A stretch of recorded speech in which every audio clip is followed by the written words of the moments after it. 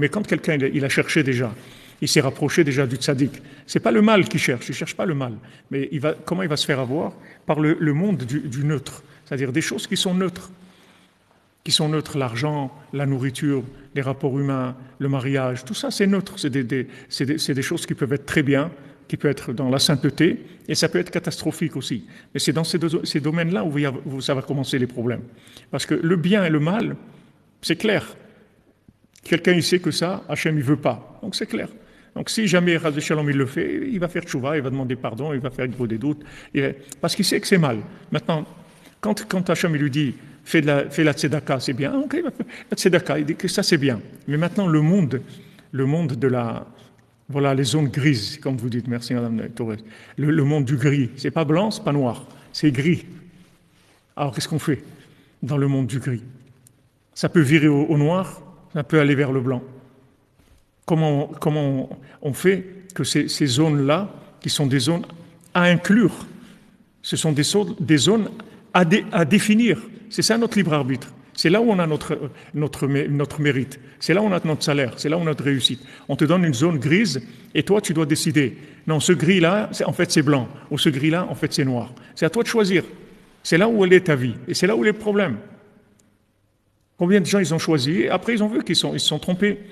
Pourquoi ils se sont trompés? Parce qu'ils ont choisi avec des critères qui étaient faux, avec leur imagination. Et c'est dans ce domaine-là où on a le plus de problèmes. Alors ça s'appelle la ona de shtut, c'est-à-dire d'un sixième. Qui a tzaddik machia oto bechol pa'am elatov velakdusha. Parce que le tzaddik, en fait, il pousse toujours vers le bien, il pousse toujours vers la sainteté. Comme celui qui voulait aller à Saint-Pétersbourg est venu demander à Rabbeinu. Rabbeinu ne voulait pas qu'il aille à Saint-Pétersbourg, mais il ne voulait pas lui prendre son libre arbitre. Il a vu que de la façon dont il lui demande, en fait, il a déjà décidé qu'il voulait aller là-bas. Donc Rabbeinu lui a donné une façon de penser pour qu'il fasse ce qu'il voulait faire, d'aller à Saint-Pétersbourg. Mais le tzaddik, il est tout le temps en train de nous pousser vers le bien, vers la sainteté. Vous vous rendez compte? Regardez le tzaddik, c'est un influenceur. Il nous pousse toujours vers le bien, toujours vers la sainteté. Alken haonaa shelo. C'est pour ça que maintenant, quelqu'un qui est proche du tzaddik, le tzaddik tout le temps il le pousse vers le bien. Donc la tromperie qu'il y a en lui, dans la personne, elle est moins qu'un sixième. Donc nitan le mechila. Donc on peut pardonner. Si quelqu'un, par exemple, il vous a vendu quelque chose, que maintenant cette chose-là, elle valait 100 euros, il a ajouté un sixième. S'il a ajouté un cinquième, ça fait 20. Un sixième, un peu moins. Il a ajouté 18 euros. Il vous l'a vendu 117, 118 au lieu de le vendre 100. On est mochel, on pardonne ça. On peut pardonner parce que c'est moins qu'un sixième. Il faut que vous le vendez moins qu'un sixième. C'est-à-dire qu'il prenne ce qu'il a pris, il a trompé, mais moins qu'un sixième. Donc ça va. Alors ce qu'il dit ici d'extraordinaire, Rabbi Nathan, c'est que du moment maintenant où on cherche à se rapprocher du tzaddik, plus on se cherche à se rapprocher, plus en fait on lui donne la possibilité de nous influencer quand on se rapproche de lui.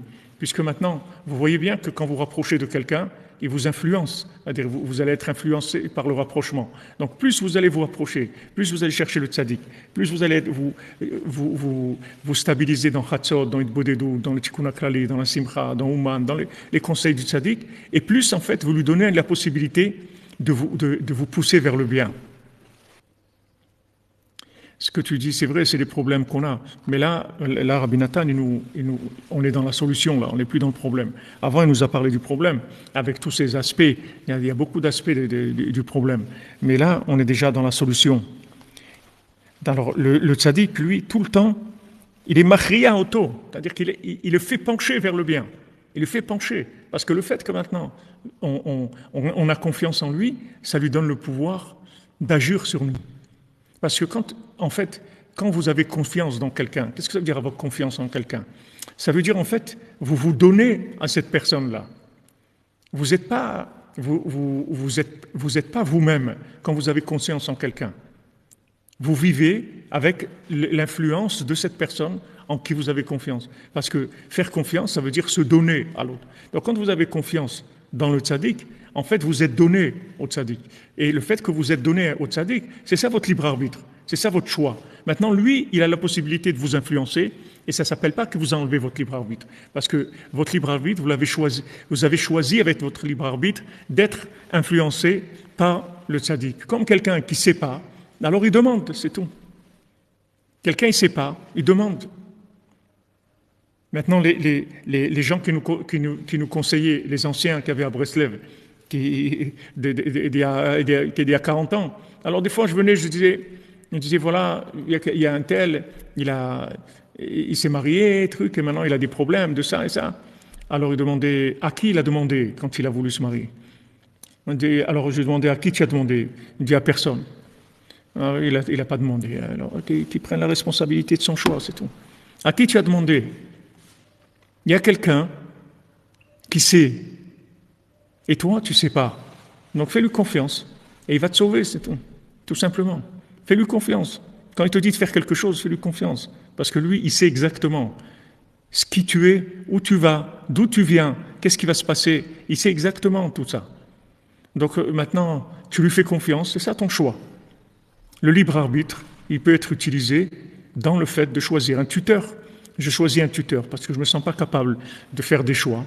Je suis capable de faire des choix, mais je vais me tromper. Alors je ne me sens pas au niveau de ne pas me tromper. Donc je vais demander tout simplement. Voilà exactement. Il n'est pas voilé le tzaddik. Le tzaddik, il n'est pas voilé du tout. Le tzaddik, il n'est pas voilé. Si tu le cherches, tu vas voir qu'il est là. Le tzaddik, il est là, il va te parler. Tu vas voir qu'il va te parler dans l'étude, il va te parler dans la prière, il va te parler. Le tzaddik, il est là, il est vivant. C'est l'être le plus vivant qu'il y a sur terre, le tzaddik. C'est celui qui est le plus présent du monde. C'est lui. Il est présent partout, en même temps, à toutes les heures du jour et de la nuit, dans tous les pays du monde. Voilà, Madame Esther, exactement. Hachem choisit pour moi. Voilà, c'est tout. On demande. Voilà, il y a un tzaddik dans le monde. Il est vivant. Il est là. Et il est là pour nous. Il est là pour nous influencer. C'est ça son but. Son but, c'est de nous aider. La connexion, comme tu dis, Cédric. Moshe Rabbeinu, il est là pour nous aider. Moshe Rabbeinu, il n'est pas là c'est pas un patron d'entreprise. Moshe Rabbeinu, il est là pour nous aider. Et là, il dit, voilà, au minuit, on sort. Voilà, il te dit, tu te lèves à Chatzot, tu sors, c'est tout. Tu te lèves à Chatzot, Rabbi Nathan il dit, ceux qui se lèvent à Chatzot, c'est eux qui vont amener le Mashiach. Voilà, tu vas amener le Mashiach. Il dit, ouais, Mashiach, voilà, lève-toi à Chatzot, tu vas amener le Mashiach. Pas tu vas crier Mashiach, Mashiach. Ça sert à rien que tu cries Mashiach, Mashiach. Fais ce qu'il faut pour qu'il vienne. Lève-toi à Chatzot, tu vas amener le Mashiach. C'est tout. Ça, c'est du birour amédamé, c'est du tri dans l'imagination. Maintenant, tu vas amener le Mashiach, c'est bien, c'est noble. Alors, comment tu fais? Voilà, il te dit, lève-toi à Chatzot, et tu vas amener le Mashiach.